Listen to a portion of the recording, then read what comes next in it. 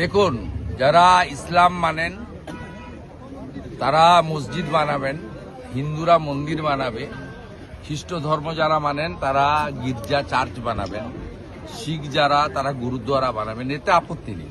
কিন্তু নামকরণে আপত্তি আছে। ন্যায্য ভোটারের ফর্ম নামকরণে আপত্তি আছে।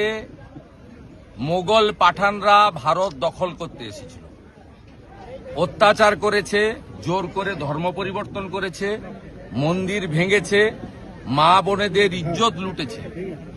অতএব বাবরি নামকরণে আমাদের প্রত্যেকটি রাষ্ট্রবাদী ভারতীয়র সে যে ধর্মরই হোক আপত্তি আছে। এই নামকরণকে কেউ সমর্থন করে না, এরা আগুন নিয়ে খেলছে। এবং আমি আপনাকে আগাম পূর্বাভাস দিচ্ছি, পশ্চিমবাংলায় হিন্দুদেরকে বোকা বানানোর জন্য লোক দেখানো সাসপেন্ড হয়েছে।